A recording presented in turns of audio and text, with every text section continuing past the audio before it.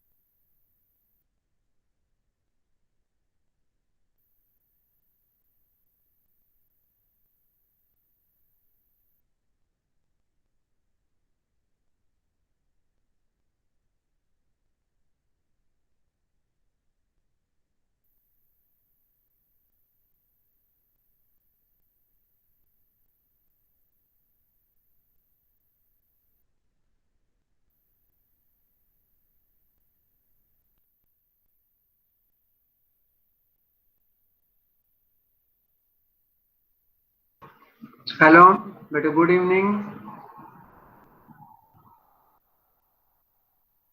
Good evening बेटे, मेरा सबको बेटे। Good evening sir. Very good evening बेटे। Good evening sir. हाँ, गुड इवनिंग। कल गुड इवनिंग सर। हाँ, गुड इवनिंग बेटे। कल शुरू किया था मैंने CSF cerebral spinal fluid.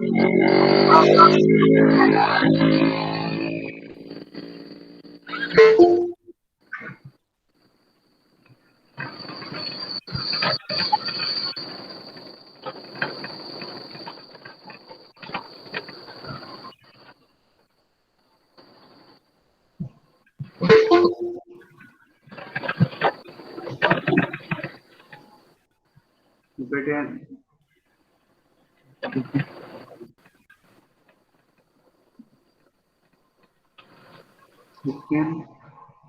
Khan बेटे आवाज आ रही है बेटे आपके? हेलो,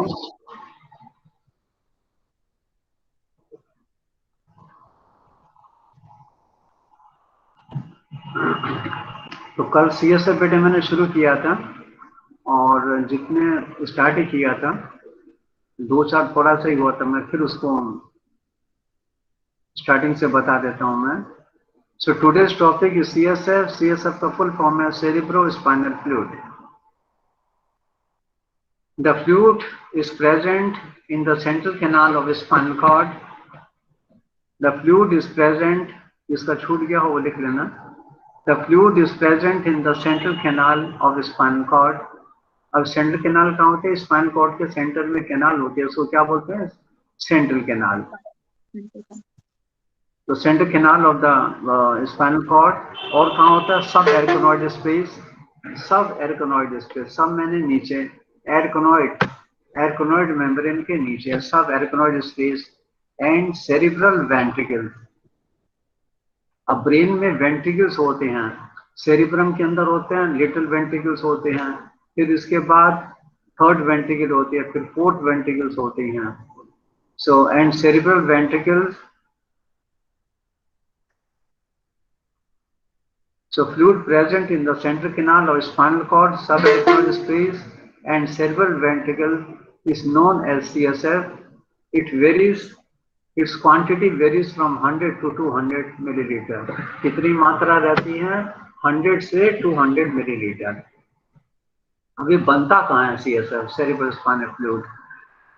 जितना बनता है उतना एब्जॉर्ब हो जाता है। अगर कहीं गड़बड़ हो जाता है, पता चला CSF बन रहा है और एब्जॉर्ब नहीं हो रहा, कहीं ऑब्स्ट्रक्शन आ रहा है, तो हेड का साइज क्या होगा? बढ़ता चला जाएगा। उस कंडीशन को क्या कहते हैं? हाइड्रोसिफेलिस कह देते हैं। तो साइट ऑफ फॉर्मेशन इसकी क्या है? CSF is found by the choroid plexus. Choroid, CHOR, choroid, CHOROID, choroid plexus, PLEXUSES, plexus. So CSF is formed by the choroid plexus, which is situated within the ventricles. अब choroid plexus होता क्या है? The choroid plexus are tuft of, tuft मैंने गुच्छा, bunch, are TUFT, tuft of capillaries. The choroid plexus are tuft of capillary projections, PROJECTION, projections. सबसे ज्यादा मात्रा में CSF कहाँ बनता है? Lateral ventricle. और लेटरल वेंट्रिकल कहाँ होती है? सेरिब्रल हेमिस्फीयर के बीच में वेंट्रिकल का नाम क्या होता है? Lateral ventricle. So a large amount of CSF is form in the lateral ventricle.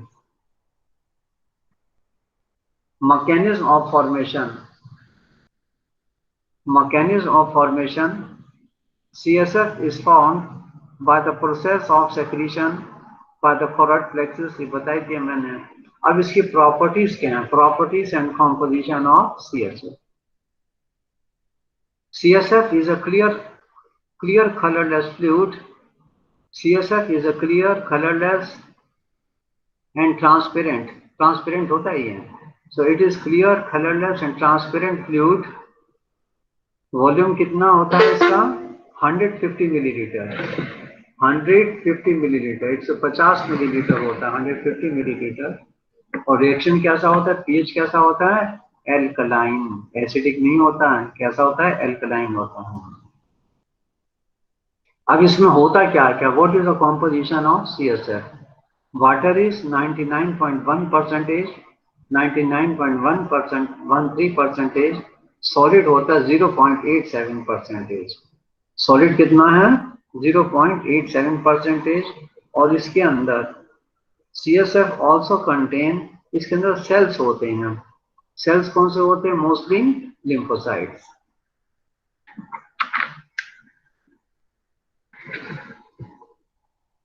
दो तरीके के कॉन्स्टिट्यूएंट सॉलिड्स होते हैं इसमें, one is inorganic and second is organic. अब ऑर्गेनिक कॉन्स्टिट्यूएंट्स क्या क्या हैं? So organic constituents of the CSF is protein होगा इसमें, एमिनो एसिड्स हैं, शुगर है, कोलेस्ट्रॉल है, यूरिया है, यूरिक एसिड है, क्रिएटिनिन है, लैक्टिक एसिड है। इतने सारे ऑर्गेनिक कंपोनेंट्स प्रेजेंट होते हैं किसमें? सीएसएफ में। अब सीएसएफ का फुल क्वेश्चन तो नहीं आ सकता, लेकिन शॉर्ट नोट्स आ सकता है। शॉर्ट नोट्स भी 5 नंबर का होता है बेटे।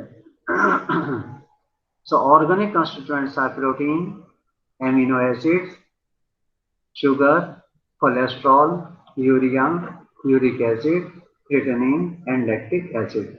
अब inorganic constituents क्या होते हैं? Sodium, calcium, potassium, magnesium. थोड़ा थोड़ा ये यहाँ तक हो गया था नहीं? सर ऑर्गेनिक कॉन्स्टिट्यूएंट रिपीट कीजिए प्लीज। अच्छा ठीक है। Organic constituents are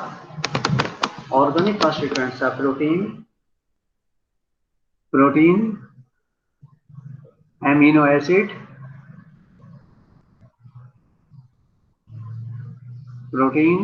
amino acids, sugar,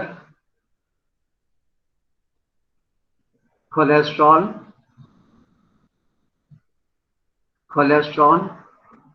urea, uric acid, cholesterol, urea, uric acid, creatinine, creatinine,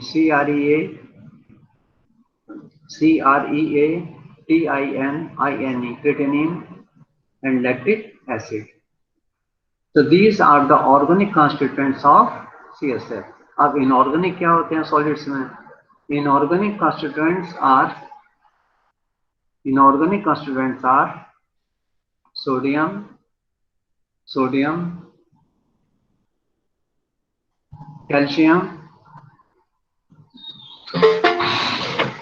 sodium, calcium, magnesium, potassium,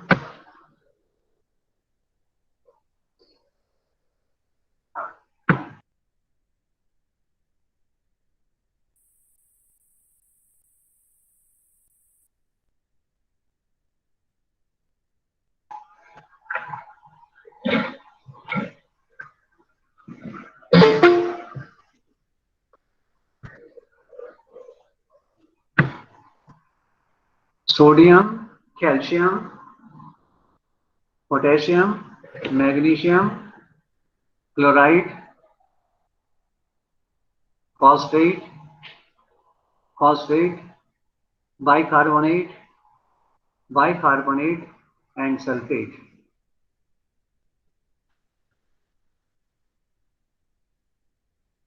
CSF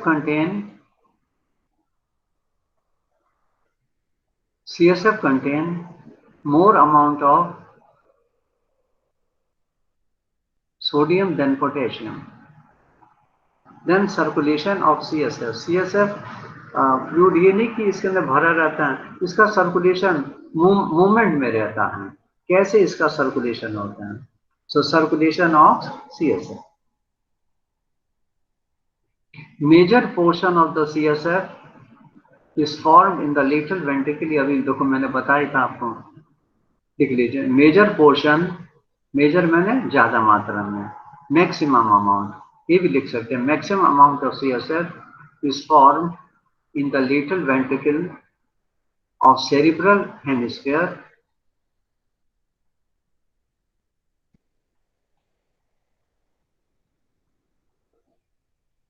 अब लेटरल वेंट्रिकल से ये कहाँ पहुंचेगा? थर्ड वेंट्रिकल में।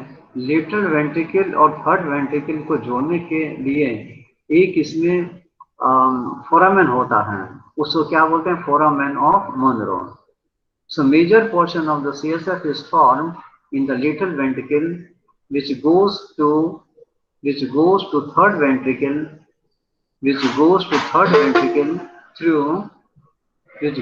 third ventricle through foramen of Monro। Monro की spelling है MONRO, foramen of Monro।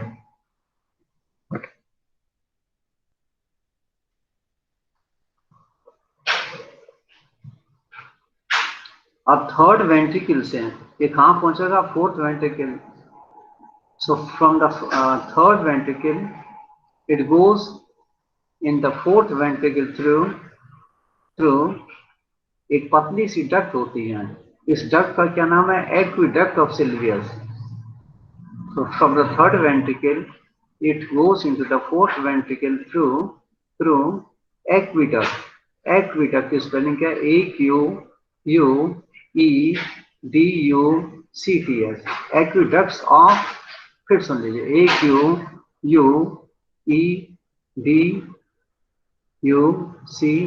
AQUEDUCTUS. Aqueductus of Sylvius. Sylvius. SYLVIS.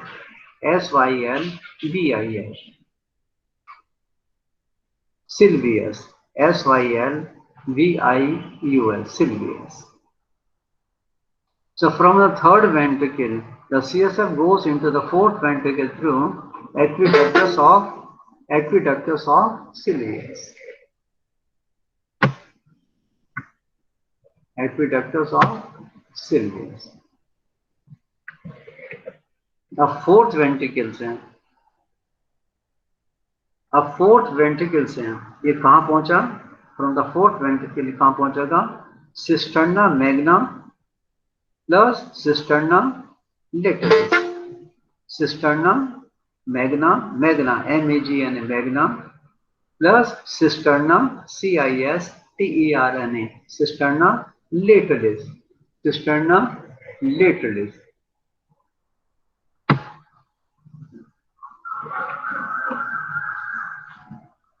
A portion of the cisternal fluid, a portion of the cisternal fluid,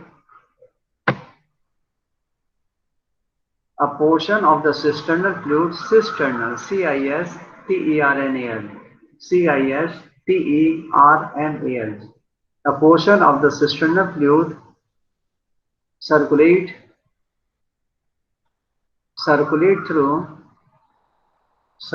through the spinal subarachnoid space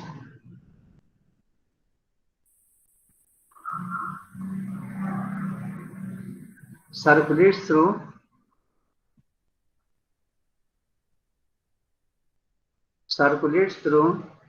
the spinal subarachnoid space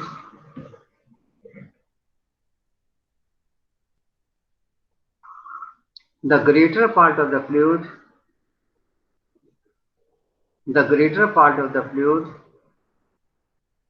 passes upward to the surface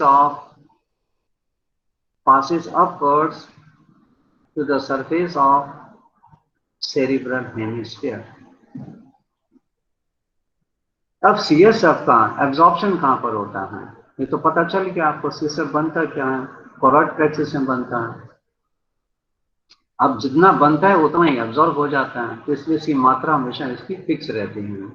absorption of CSF. It is mostly absorbed by arachnoid villi. It is mostly absorbed by arachnoid, A-R-A-C-H-N-O-I-D, arachnoid, arachnoid villi, V-I-L-L-I, villi. अब CSF का function क्या है? Function of CSF.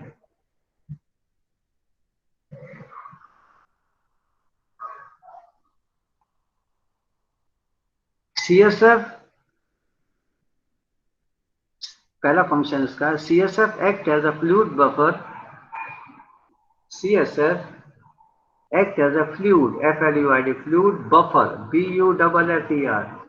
So CSF act as a fluid buffer and protect the brain from the shock. CSF act as a fluid buffer and protect the brain from shock. Shock, S-H-O-C-K. Specific gravity of the brain and CSF, specific gravity of brain and CSF is more or less same. Specific gravity of brain and CSF is more or less same. Brain float मैंने तैरना, FLOATS. Brain floats in the CSF. Brain float मैंने तैरना, FLOATS. Floats in the CSF.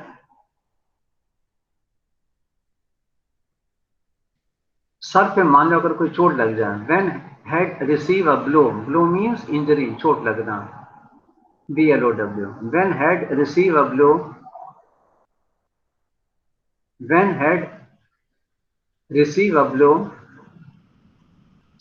CSF act like a cushion. CSF act like a cushion. Cushion. Cushion. जैसे sir पे चोट लगी, आपने इस तरीके से गद्दी अपने ऊपर सर पे रख दी, तो CSF क्या करता है? कुशन का काम करता है. तो CSF act like a cushion, cushion, and prevent the movement of the brain, and prevent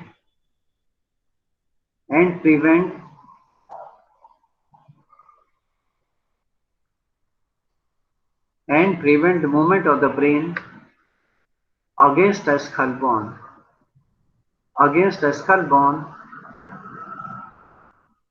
And so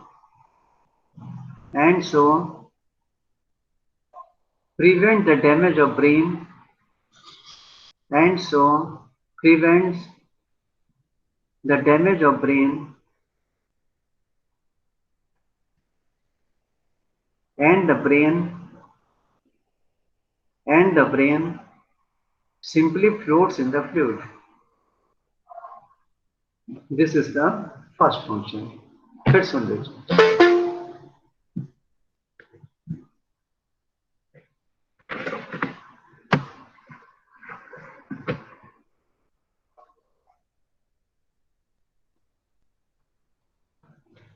First function फिर सुन लीजिए, समझ लीजिए.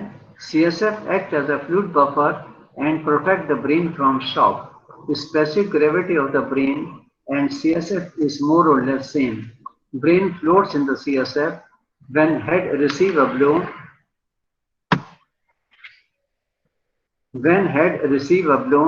CSF act like a cushion and prevent the movement of brain against the skull bone, and so prevent the damage of the brain, and the brain simply floats in the fluid. Second function.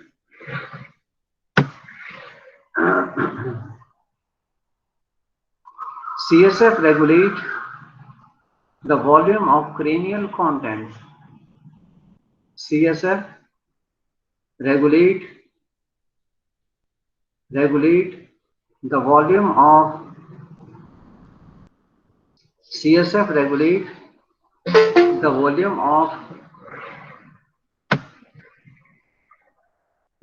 of cranial contents.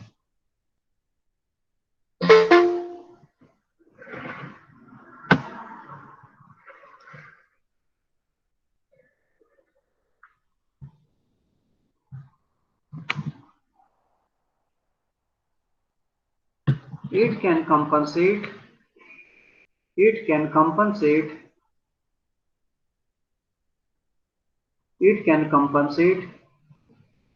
for fluctuation. It can compensate for fluctuation in amount of blood. For fluctuation मैंने उतार चढ़ाव. Fluctuation in amount of blood within the skull. It can compensate for fluctuation in amount of blood within the skull. Therefore,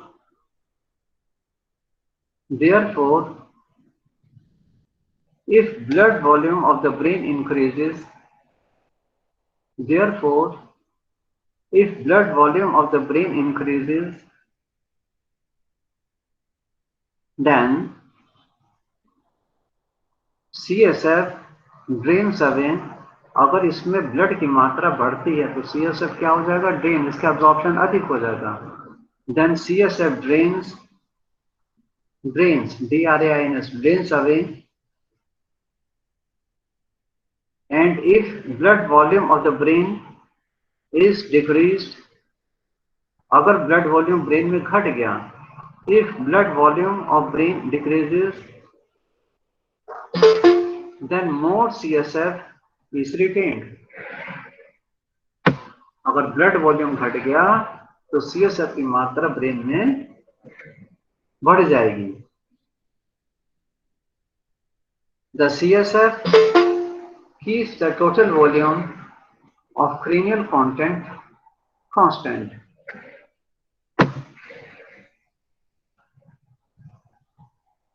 The CSF keeps thus the CSF keeps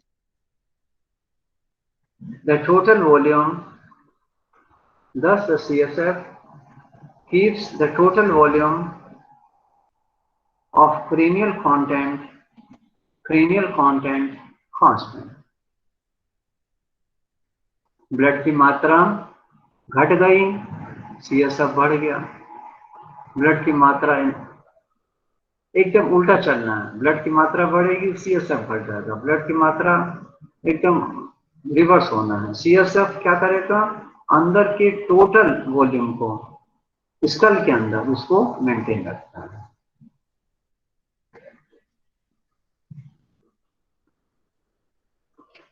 Third function, CSF is the medium through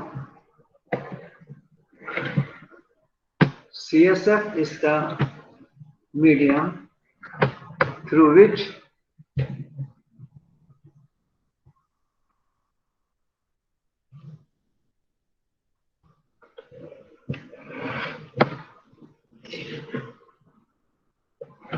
CSF is the medium through which many substances,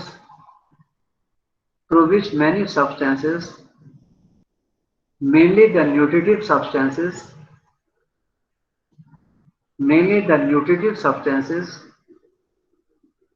and waste materials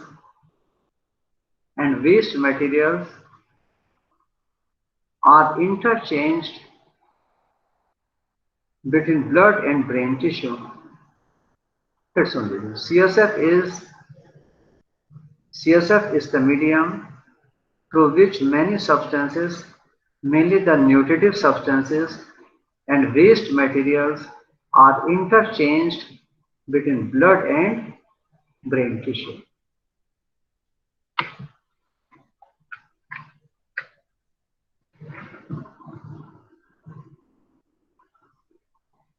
अब CSF body से निकालते कैसे हैं, किस तरीके से, कौन कौन सी लोकेशन है, कहाँ से CSF को निकाला जा सकता है, कैसे कलेक्ट करते हैं. तो next write down collection of CSF, cerebrospinal fluid, collection of CSF.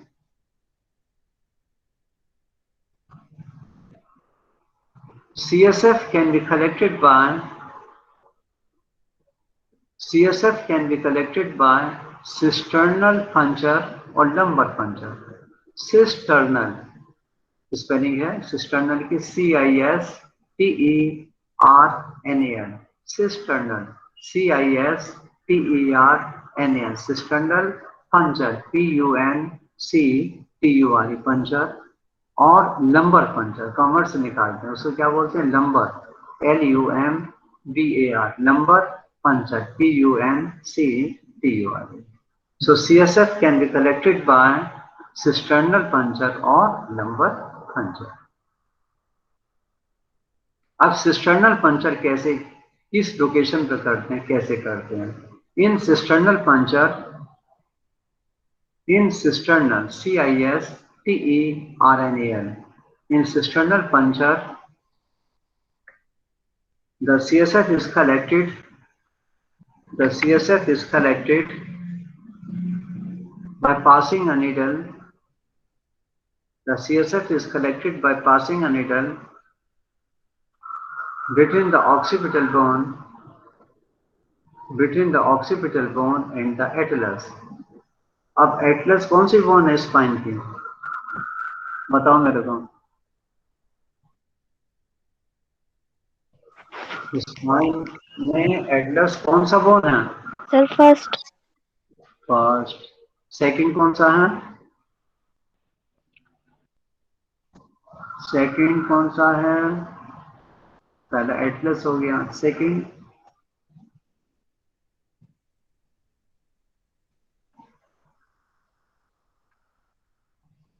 Axis है। सेकंड क्या नाम बताया अभी किसी? एक्सिस। Axis axis. हाँ, पहला कौन सा? एटलस और दूसरा एक्सिस। अच्छा, एक चीज और बता दूं, ओडोंटॉइड प्रोसेस किस में होता है? एटलस में या एक्सिस में?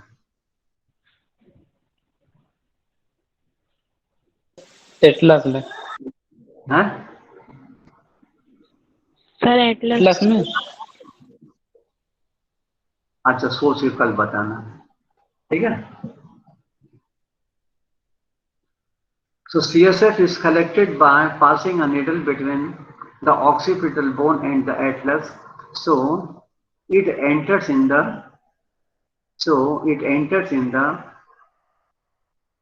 cisterna magna.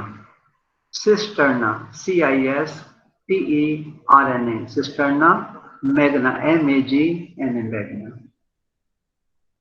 अब लंबर पंचर में कैसे करते हैं? Write down in lumbar puncture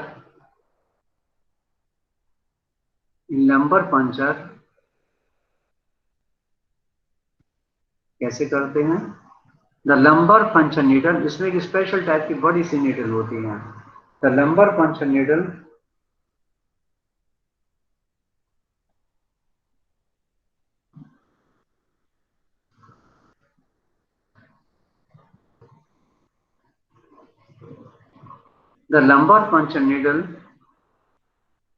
is introduced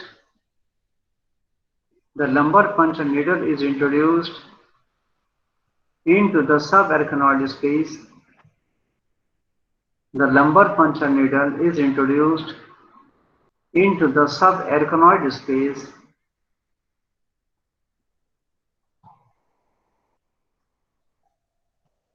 in the lumbar region between the L3 and L4 vertebra. L3 और L4 वर्टिब्रा के बीच में इस नीडल को इंजेक्ट कर देते हैं। तो वहां से जब फ्लूइड कलेक्ट करते हैं तो ये कौन सा मेथड रहा? Lumbar puncture. तो दो तरीके से आपने सीएसएफ को कलेक्ट किया। पहला कौन सा है? सिस्टर्नल पंचर और दूसरा लंबर पंचर।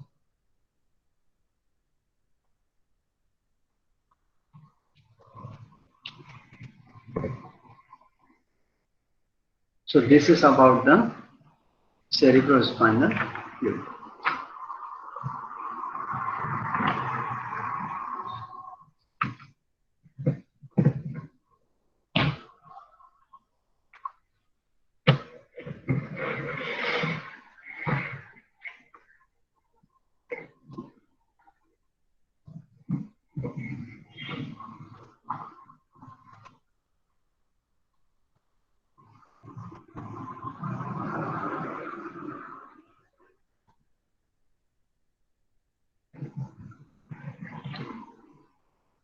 और सीएसएफ के बाद ब्रेन का एक बड़ा ही इंपॉर्टेंट पार्ट हम लोग पढ़ने जा रहे हैं, उसका नाम क्या है? Cerebral cortex. ये वाली जगह, ये इतने पोर्शन में क्या होता है? सेरिब्रम। क्या कहते हैं इसको? Cerebrum. So write down cerebral cortex, CEREBRAL, cerebral cortex, CORTEX, cerebral cortex.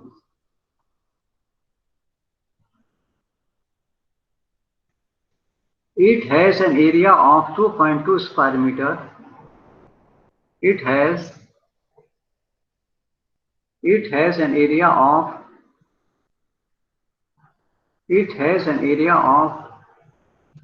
2.2 square meter.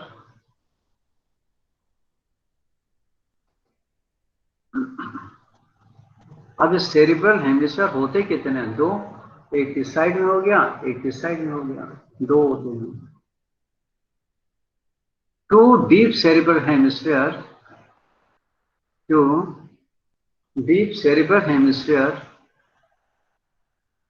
are separated by vertical fissure, दोनों के बीच में। तो एक सेरिब्रल हेमिस्फीयर इस साइड में हो गया, एक इधर हो गया, बीच में एक ऐसे ग्रूव होती हैं, इसको क्या बोलते हैं? Fissure, vertical fissure. So two deep cerebral hemisphere are separated by deep vertical fissure. Fissure की स्पेलिंग है FISSUR।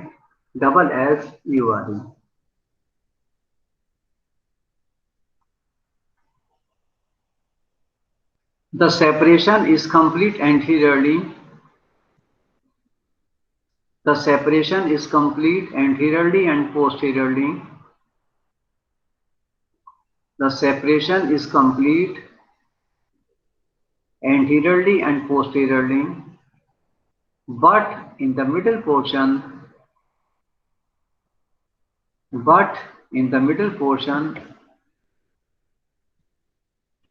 the fissure extends up to fissure, FISSURE. The fissure extends up to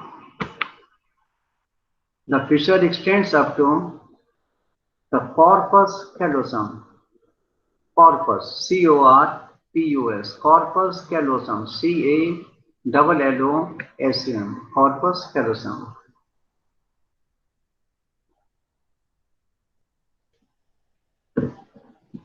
It is a broad band. कौन सा? corpus callosum. It is a broad band which is connecting the two cerebral hemisphere. ये दोनों cerebral hemisphere को आपस में जोड़ता है।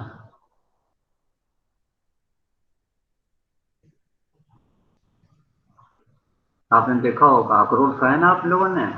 अखरोट को जब तोड़ते हैं, पूरा अखरोट अगर एक पीस में निकलता है, तो आपने देखा होगा वो दोनों आपस में बीच में जुड़े रहते हैं। तो वो पोर्शन क्या हो गया? Corpus callosum. और दोनों के बीच में एक पतली सी फिशर गैप रहता है, इसको क्या बोलेंगे? Vertical fissure. In each hemisphere, there are three surfaces. इसमें तीन सरफेस होती हैं। In each hemisphere, there are three surfaces. एक लेटरल हो गई। लेटरल कौन सी हो गई? ये बाहर वाली लेटरल, अंदर वाली मीडियल, और नीचे वाली inferior. So there are three surfaces in each hemisphere. क्या क्या नाम है उसका? Lateral, medial and inferior.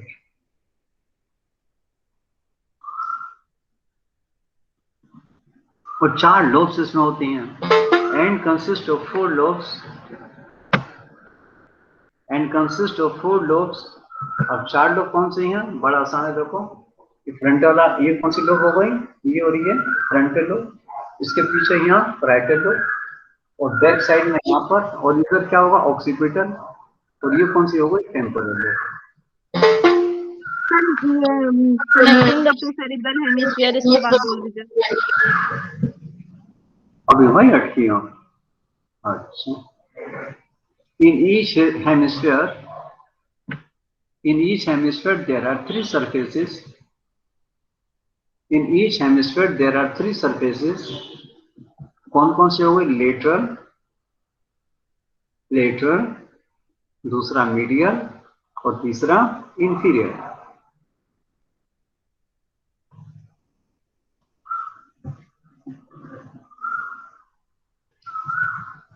and consist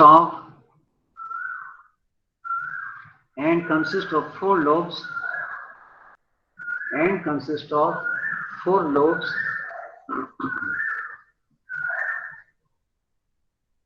चार लोब्स देखो मैंने अभी बताएं।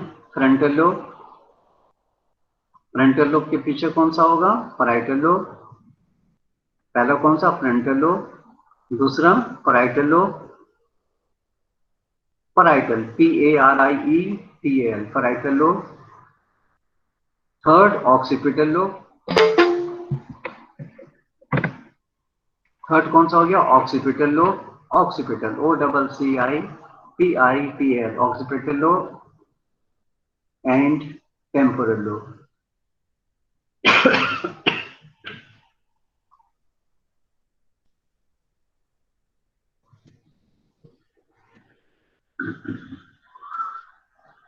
The main fissure and sulcus are, कई सारी फिशर्स होती हैं सेरिब्रम में और कई सल्कस होती हैं। The main fissure and sulcus are, नाम लिख लीजिए उनके। First one is central sulcus, central CENTRAL central sulcus SULCUS central sulcus. ये क्या करते हैं? फ्रंटल लोब को पैराइटल लोब से अलग रखते हैं। Central sulcus which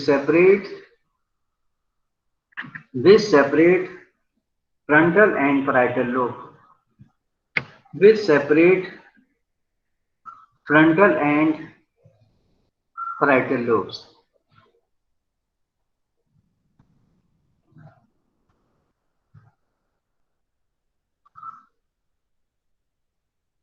Second is parietal lobe और occipital lobe के बीच में सल्कस है। अब दोनों का नाम लिख दो आगे, सल्कस लिख दो, इसका नाम हो गया, क्या हो गया नाम? पैराइटो occipital sulcus. पैराइटो PARIETO पैराइटो occipital sulcus. ये कहाँ प्रेजेंट होगी? Between parietal lobe and occipital lobes.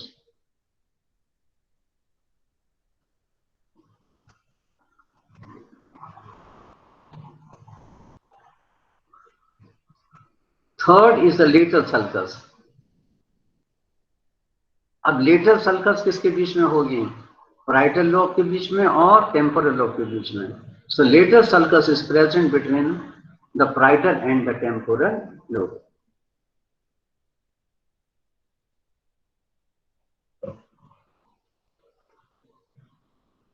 Lateral sulcus is present between the parietal and temporal lobe. And last one is callosum-marginal fissure. Callosum,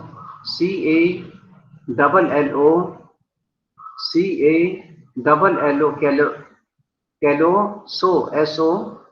callosum-marginal, MARGINAL, callosum-marginal fissure, FISSURE. ये कहाँ होती हैं? It is present between the temporal lobe. It is present between the temporal lobe and limbic area. Limbic, LIMBIC.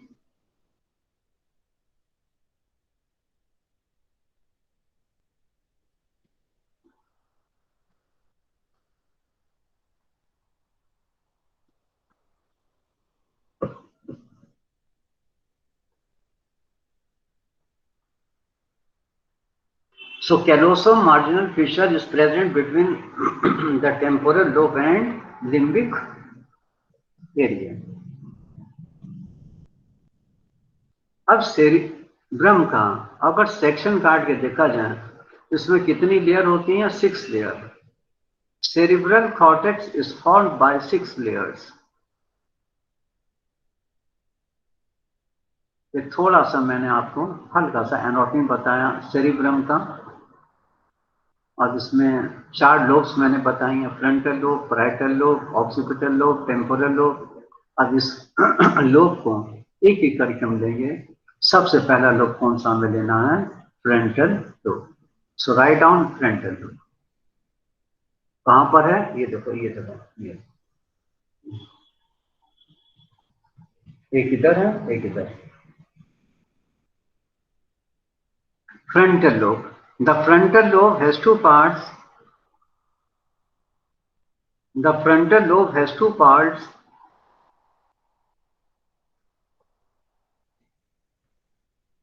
पहला part का क्या नाम है? Pre central cortex. Pre central CENTRAL pre central cortex. और दूसरे पार्ट का नाम है pre frontal cortex. Pre central cortex और दूसरा pre frontal cortex.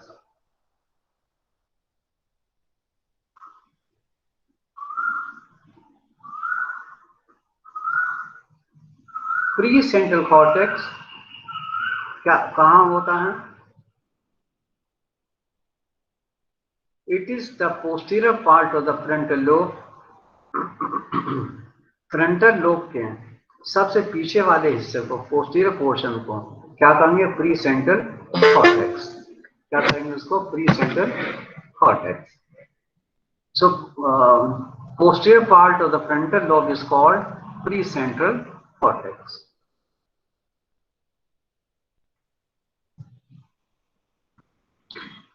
Precentral cortex के कितने पार्ट्स होते हैं? There are 3 parts. तीन पार्ट्स होते हैं. अब ये 3 पार्ट्स कौन से हैं? Write down. First is primary motor area. Primary motor area. दूसरा हो गया प्री मोटर एरिया और तीसरा हो गया सप्लीमेंट्री मोटर एरिया. तो प्री सेंट्रल कॉर्टेक्स को के 3 पार्ट्स हो गए. पहले पार्ट का नाम हो गया प्राइमरी मोटर एरिया, दूसरा pre motor area and third one is the supplementary motor area.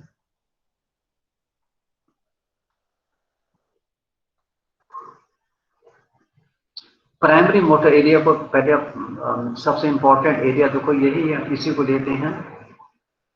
इसके अंदर 2 एरिया होते हैं.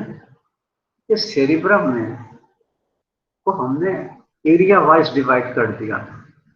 तो एक साइंटिस्ट है ब्रॉडमैन, उसने क्या किया? सेरिब्रम के कई एरियाज में डिवाइड कर दिया. वो किस तरीके से डिवाइड कर दिया? अब जैसे ये प्राइमरी मोटर एरिया थोड़ा समझा देता हूं मैं इसको. इसमें थोड़े से पोर्शन का नाम उसको दे दिया area number 4 and area number 4S.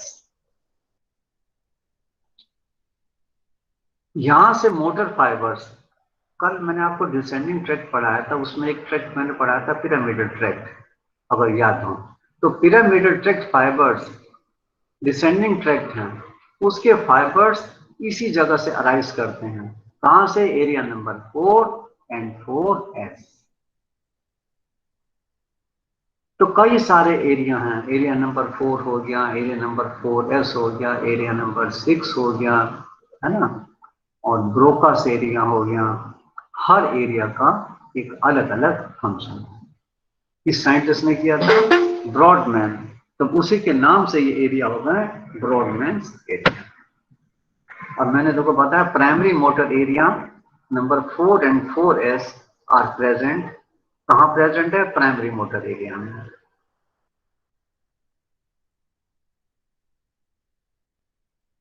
यहां पर प्राइमरी मोटर एरिया में जॉइंट सेल प्रेजेंट. जॉइंट किसे कहते हैं? बहुत बड़े, GIANT. Presence of joint pyramidal cells. ये कहां प्रेजेंट है? प्राइमरी मोटर एरिया में, जिसको हमने नाम दिया एरिया नंबर 4 एंड 4S. यहां पर कैसे सेल है? सेल्स प्रेजेंट है. Presence of joint pyramidal cell, GIANT, joint pyramidal cells. अब इन सेल्स को क्या कहते हैं? These cells are called cells of Betz. Cells of Betz. Betz की स्पेलिंग क्या है? BETZ. BETZ. So pyramidal fibers arises from these Betz cells. pyramidal cells,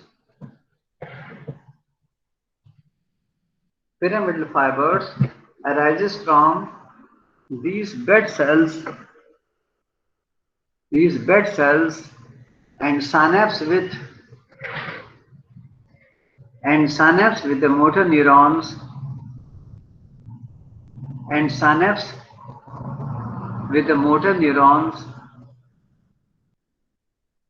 in anterior gray horn cells and synapse with the motor neurons in anterior gray horn cells of opposite side in the spinal cord.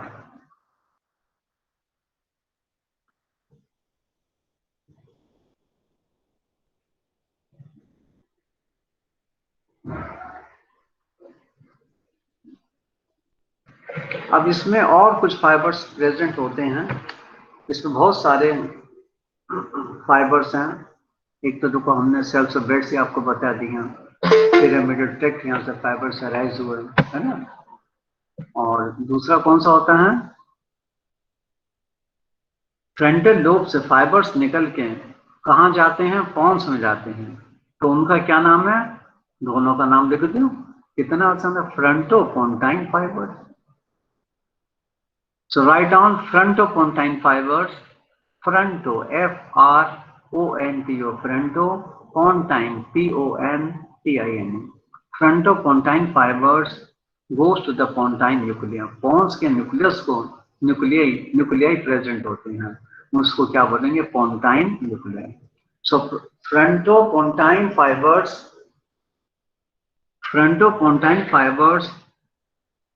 goes to the pontine nuclei. ये सब efferent fibres हैं।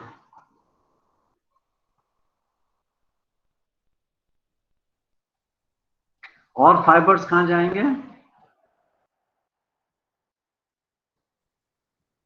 ये fibres यहां से निकल के दूसरे जगह जा रहे हैं, तो क्या कहेंगे, मोटर फाइबर्स या इफरेंट, E-double-F-E-R-E-N-T। तो एक फाइबर्स का नाम, पहला नाम बताया पिरामिडल फाइबर्स हो गया, दूसरा कौन सा हो गया, फ्रंटोपोन्टाइन हो गया। थर्ड क्या है, fibres goes to corpus striatum. और फाइबर्स कहां जाएंगे यहां से निकल के, fibres goes to corpus striatum, C-O-R-P-U-S, corpus striatum, S-T-R-I-A-T-U-M, corpus striatum, red nucleus, red, R-E-D, red nucleus, thalamus, subthalamus, सब मैंने नीचे, थैलेमस के नीचे, subthalamus and reticular formation.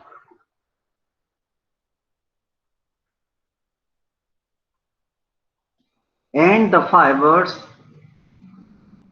goes to other areas of the cortex.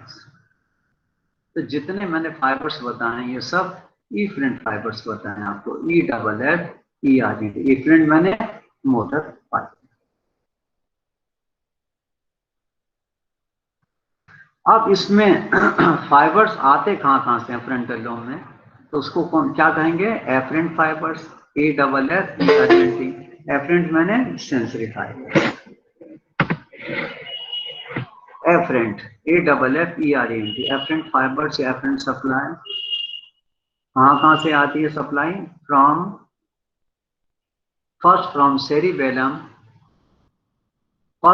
cerebellum, C-E-R-E-B-E-L-L-U-M, cerebellum, second from thalamus,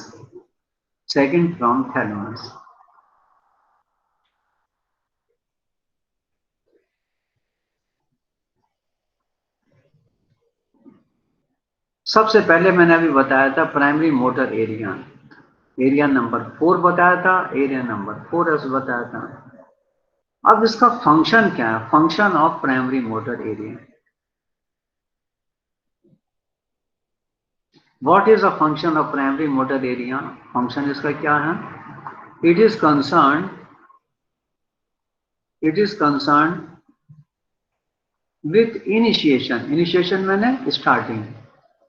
तो कोई brain है, cerebrum है, थोड़ा सा कठिन है, नहीं समझ में आएगा, मैं फिर दोबारा समझाऊंगा, परेशान नहीं होना। So it is concerned with initiation. Initiation मैंने starting. INITIATION. Initiation. It is concerned with initiation of voluntary movements and speech. It is concerned with initiation of voluntary movements. Voluntary मैंने आपकी इच्छा के अनुसार कोई मूवमेंट करनी है।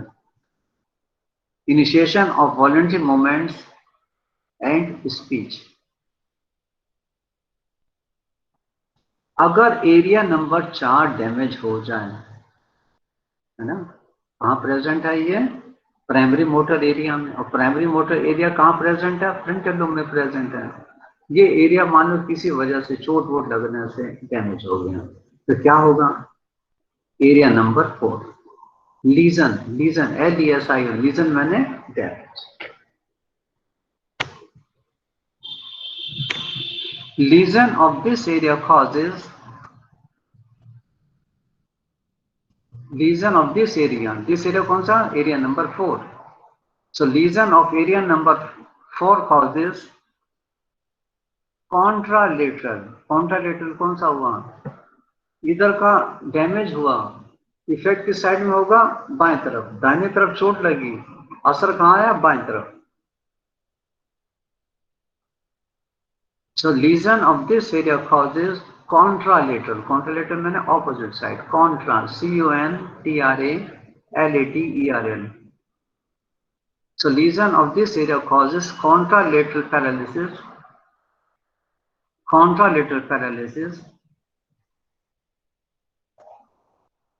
अब एरिया नंबर 4 के आगे फ्रंटल लोब नहीं, एक एरिया और होता है, उसका नंबर कितना है? Area number 6।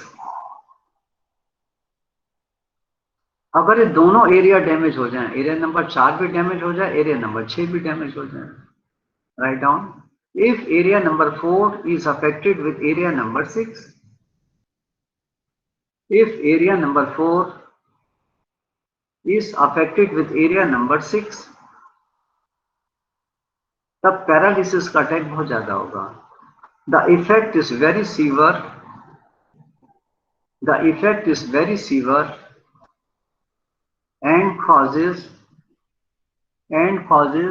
hemiplegia, and causes hemiplegia। Hemiplegia किसे कहते हैं? जब आधे शरीर में पैरालिसिस हो जाता है उसको क्या बोलते हैं? हेमी, हेमी मैंने half, hemiplegia with spastic paralysis।